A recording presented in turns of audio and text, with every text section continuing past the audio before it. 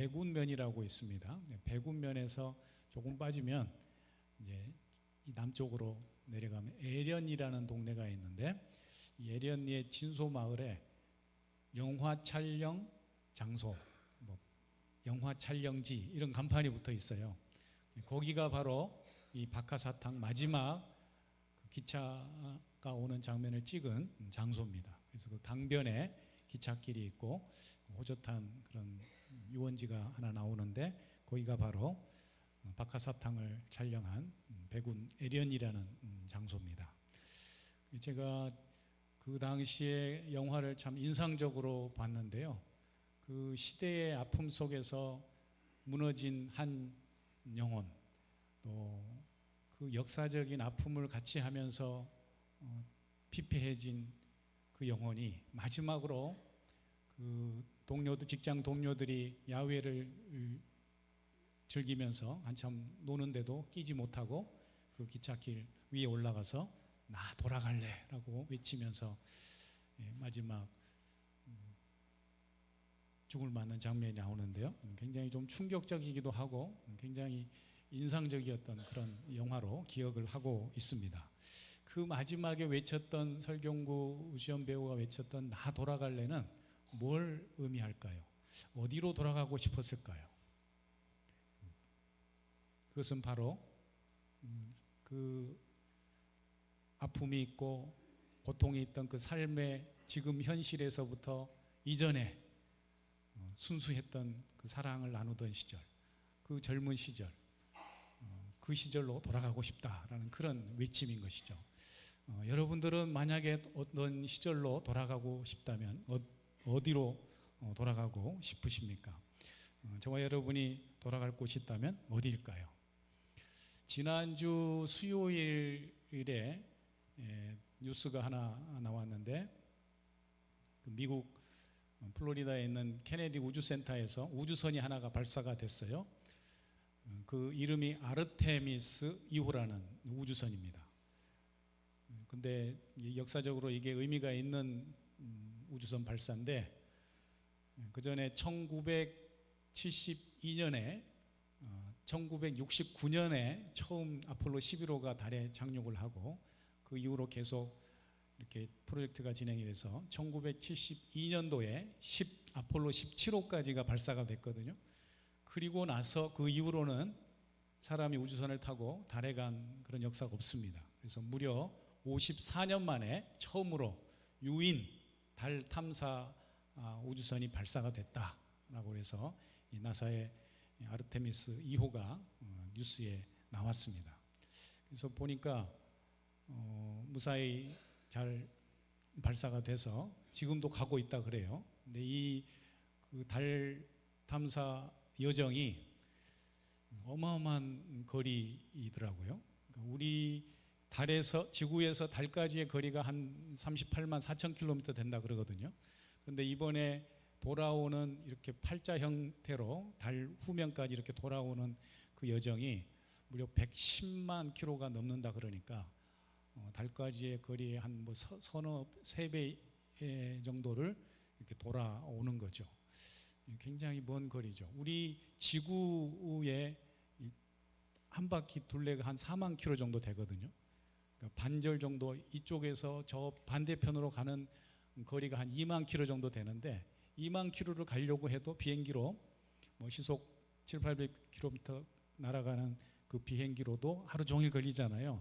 12시간 이상이 걸리는데, 그럼 도대체 38만 킬로를 간다는 것은 얼마나 가야 될까? 그런데 이제 우주 공간이기 때문에 한 열흘 만에 이렇게 돌아온다라는 거예요.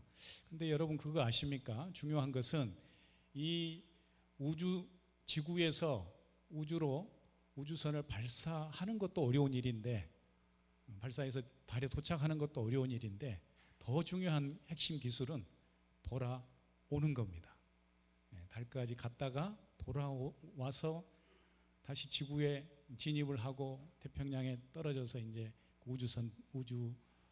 우주인 이번에 4명이 탔다고 그러는데, 우주 비행사들이 이제 무사히 도착하는, 그게 더 중요하다라는 거예요. 그래서 우주선을 쏘아올 수 있는 기술도 대단하지만 그 110만 킬로를 돌아와서 무사히 지구에 안착할 수 있는 것, 돌아오는 그 기술이 더 중요하다는 것을 우리가 기억할 필요가 있다라는 것이죠. 그런데 우리가 인생에 사는 우리의 인생도 비슷합니다. 우리 인생도 이처럼 어디서 와서 어디로 가는지도 중요하지만 더 중요한 것은 우리가 돌아갈 곳이 있다라는 것을 반드시 기억해야 된다라는 것이죠. 성경에는 이처럼 돌아감 또는 귀한 이런 이야기가 많이 나옵니다. 그래서 첫 번째로 창세기를 열어보면은 그 인상적인 귀한의 모습이 야곱입니다. 야곱이라는 사람이 에서와의 형과의 관계가 좋지 않아서 피신을 가죠. 그래서 어머니의 고향인 그 하란 땅에 20년간을 머물다가 다시 가나안 땅으로 귀환한 이야기가 창세기 32장에 나옵니다. 굉장히 인상적이고 극적인 야곱의 귀한 이야기가 나옵니다. 한번 읽어보세요. 또 하나의 귀한의 이야기가 있습니다. 이스라엘 백성들이 하나님의 택한 백성임에도 불구하고 하나님의 말씀을 쫓아 순종하고 살아가지 않다가 결국은 이스라엘이 멸망을 합니다. 주전 587년경에 이 바벨론이라는 나라에 남유다가 멸망을 하고 이스라엘은 사라진 거예요. 없어진 거예요. 그래서 바벨론의 포로로 잡혀가잖아요. 그리고 포로로 잡혀간 지 70년 만에 다시 돌아온 이야기가 성경에 나옵니다. 오늘 우리가 읽은 예레미야서도 그런 다시 돌아오는 이스라엘에 관한 이야기이기도 합니다. 그래서 그 바벨론 땅에 잡혀갔다 포로로 돌아오는 그 백성들이 노래를 했는데 시편 137편에 이런 말씀이 있어요. 우리가 바벨론 강변에서 앉아 시온을 기억하며 울었도다, 이런 표현들이 나옵니다. 그래서 이방 땅에서 고향 이스라엘 땅 예루살렘 성전을 그리워하면서 눈물로 그리워한 이런 고백이 시편 말씀에도 나온다라는 것이죠. 그리고 성경에서 가장 아름다운 귀한 이야기는 우리 누가복음 15장에 있는 돌아온 탕자, 돌아온 둘째 아들의 비유 이야기입니다. 집을 나간 이 아들은 전 재산을 탕진하고 결국은 이 마지막 돼지들이 먹는 쥐염 열매도 구하지 못해가지고 비참하게 그런 피폐해진 그런 아들이 결국은 아버지를 기억하고 나에게는 아버지가 계시지, 아버지께로 돌아가야 되겠다라고 일어서서 돌아오는 장면, 그 장면이 어찌 보면 가장 극적이면서도 아름답고 행복한 장면이라고 할 수가 있습니다.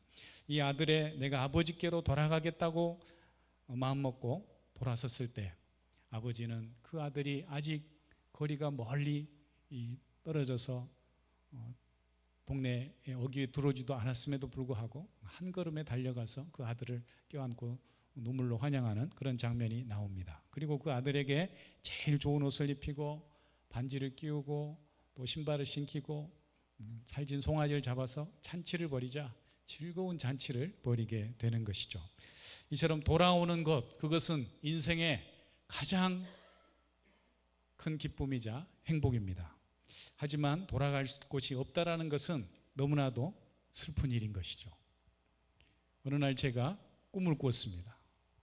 꿈속에 어머니가 나타나서 잘 안 나타나시는데 그날따라 어머니가 나타나서 너무 반갑게 어머니께 달려갔더니 어머니가 저를 막 꾸짖는 거예요. 꾸짖는 내용은 잘 기억이 안 나고 어쨌든 어머니가 저를 막 나무래시는데 죄송하기도 하고 꿈에서도 이렇게 꾸중 듣는 이 못난 아들이라고 자책할 즈음에 제 스스로 꿈속에서 우리 어머니 돌아가셨는데 라는 생각이 문득 드는 거예요. 그러면서 잠을 깼어요. 그게 얼마나 슬프든지. 여러분 꿈속에 울어보셨어요? 깼는데 정말 눈물이 나는 거예요. 어머니를 다시 볼 수 없지. 나에게는 어머니 꾸중들을 어머니도 안 계시지. 그 사실이 너무나도 슬프더라고요. 그 순간 가슴이 먹먹하고 아픈 가슴으로 슬퍼했던 기억이 있습니다. 이처럼 다시 만날 수 없다라는 것은 너무나도 큰 슬픔입니다. 여러분, 사랑하는 어머니를 다시 볼 수 없는 슬픔처럼 우리 인생이 끝난 뒤에 돌아갈 고향이 없다라는 것은 너무나도 슬픈 일인 것이죠. 우리가 아무리 성공하고 아무리 오래 살고 인생의 마지막, 그러나 우리 모두가 그 마지막을 맞이할 텐데 그 마지막에 돌아갈 곳이 없는 인생, 그것은 너무나도 허전하고 슬픈 일입니다. 그런데 예수님께서 오셔서 우리에게 말씀하십니다. 우리 요한복음 14장 말씀에 보면은 예수님께서 제자들에게 이렇게 말씀합니다. 너희는 하나님을 믿으니 또 나를 믿으라 라고 하면서 내가 너희를 위하여 거처를 예비하러 가노니. 그 거처가 어딜까요? 바로 천국입니다. 하나님의 자녀들이 가는 곳 천국을 예수님께서 마련한다고, 그 거처를 예비하러 간다고 말씀하고 있습니다. 그래서 내가 다시 와서 너희를 영접하여 나 있는 곳에 너희도 있게 하리라, 이렇게 말씀하셨습니다. 사랑하는 성도님들, 예수님을 믿는 사람에게는 돌아갈 고향이 생깁니다. 예수 믿는 사람들에게는 우리가 가야 할 아버지의 집이 확실히 있는 줄 믿습니다. 그 자녀들이 가는 곳, 아버지의 집, 우리가 돌아갈 그 아버지의 집이 바로 천국입니다. 우리는 모두가 다 하나님의 자녀로서 천국에 가는 줄 믿습니다. 오늘 우리가 특별히 이곳에 와서 부활절에 기쁨으로 함께 예배드리잖아요.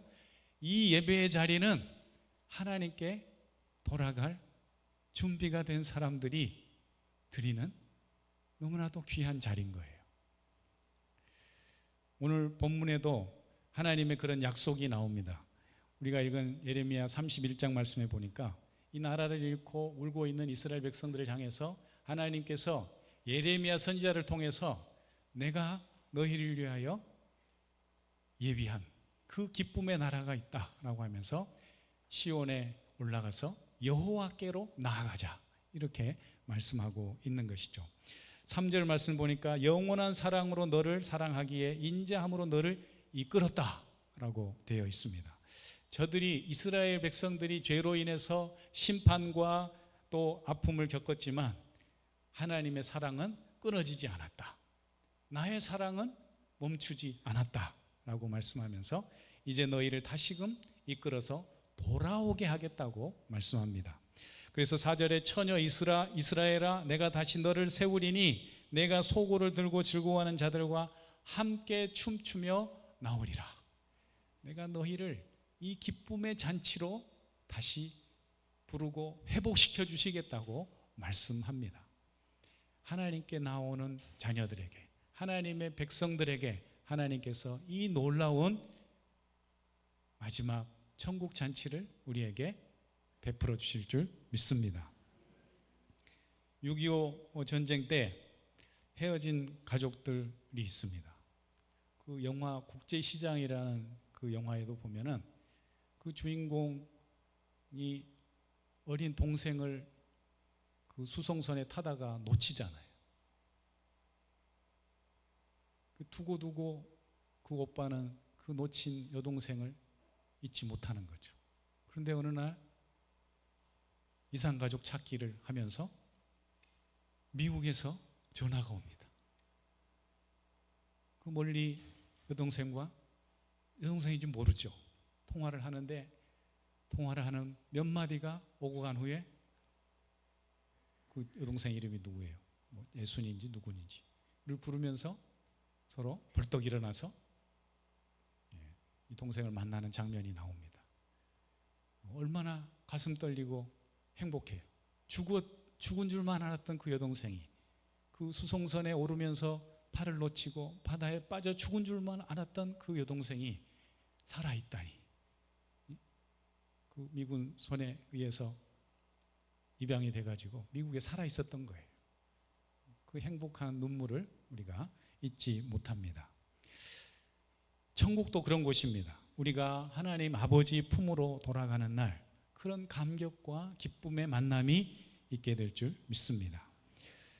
우리가 오랜 항해를 마치고 돌아오는 그 배의 선원들을 맞이하는 그 장면을, 항구에 서 있는 그 가족들을 한번 떠올려 보십시오. 무사히 또 돌아오는 그 가족을 맞이하는 가족들의 기뻐하는 모습, 그 설레며 기다리는 그들의 모습, 어쩌면 하나님도 지금 우리가 그렇게 돌아오기를 기다리며 손을 내밀고 계시는 줄 믿습니다. 오늘 이 예배가 그런 자리입니다. 여러분을 기다리고 기다렸던 하나님께서 여러분들을 기쁨으로 환영해 주는 자리.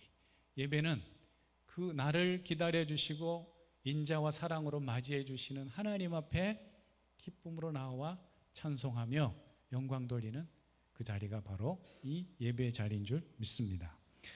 예배는 바로 그런 돌아감의 자리입니다. 오늘 이 자리에 나오신 분들 중에는 어쩌면 그동안 너무 바빠서, 너무 또 힘들어서, 또 혹은 마음이 멀어져서 하나님과 멀어졌던 삶을 사셨던 분들도 계실 것입니다. 그러나 오늘 여기 나오신 것 자체가 이미 하나님께로 돌아온 것입니다. 하나님께 온전한 돌아서서 그분을 만날 준비가 오늘 이 자리에서 되고 있다라는 것이죠. 탕자가 아버지께 돌아갔을 때 아버지는 멀리서 한 걸음에 달려갑니다.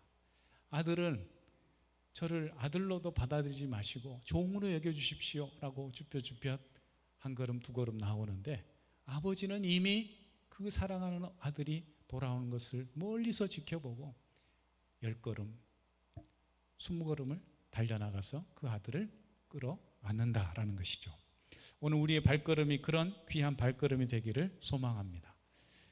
그래서 여러분의 오늘 이 귀한 발걸음이 믿음의 회복의 발걸음이 될 수 있기를 축복합니다. 하나님, 제가 아버지 앞에 돌아왔습니다. 이 믿음의 고백이 있는 믿음의 회복의 자리가 될 수 있기 바라고, 두 번째로는 기도의 회복의 자리가 될 수 있기를 축복합니다. 그래서 기도는 하나님과 나를 사랑하시고 나를 받아주시는 하나님 앞에 우리의 마음을 올려드리는 겁니다. 하나님과의, 보이지 않는 그 하나님과의 깊은 대화가 바로 기도입니다. 그래서 오늘 예배 시간, 또 예배를 마치고 집에 가서라도 하나님 앞에 단 5분이라도 나의 인생, 나의 영혼을 받아주시옵소서. 아버지 하나님께 내 인생을 맡깁니다.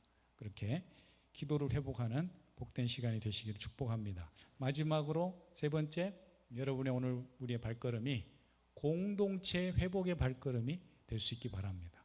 주님이 세우신 이 교회, 몸된 교회는 단순히 하나의 건물이 아닙니다. 주님의 몸입니다. 하나님께서 이 땅에 당신의 백성들이 나와 연결되어 있다고 이곳에 세워두신 그리스도의 몸이란 말이에요. 그래서 이 교회의 공동체, 이 교회에 나온다는 것은 하나님의 공동체에, 가족 공동체에 속한다는 것입니다. 그래서 오랫동안 우리가 교회를 떠나 있었다 할지라도, 또 지금까지는 교회 잘 나오지 못했다 할지라도, 이제는 한 가족으로 이 공동체 안에서 다시금 믿음을 회복하고 기도를 회복하고 우리 인생의 온전한 그 행복을 회복하는 복된 자리가 될 수 있기를 주님의 이름으로 축원합니다. 결론적으로 말씀드립니다. 제가 앞에 아르테미스라고 하는 우주선 이야기를 했는데요. 그 우주선은 지금도 먼 달을 향해 날아가고 있습니다. 그리고 더 중요한 것은 그 며칠 후에 그들의 임무를 다 수행한 후에 지구로 돌아온다는 것입니다. 우주 비행사들에게 가장 행복한 순간은 달에 가 있는 시간이라기보다는 바로 집으로 돌아오는 시간입니다. 우리도 마찬가지입니다. 우리 인생의 가장 위대한 여정은 아버지 하나님의 집으로 돌아가는 것입니다. 오늘 이 예배가 저와 여러분에게 그런 내 인생의 가장 행복한 회복의 발걸음, 귀환의 발걸음, 돌아섬의 발걸음이 될 수 있기를 주의 이름으로 축원합니다. 기도하겠습니다. 하나님 아버지, 오늘 주신 말씀처럼 우리가 믿음의 눈을 들어서 하나님 계시는 시온에 올라가 여호와께 나아가자라고 하는 이 예레미야의 고백이 우리의 고백이 되게 하여 주시옵소서.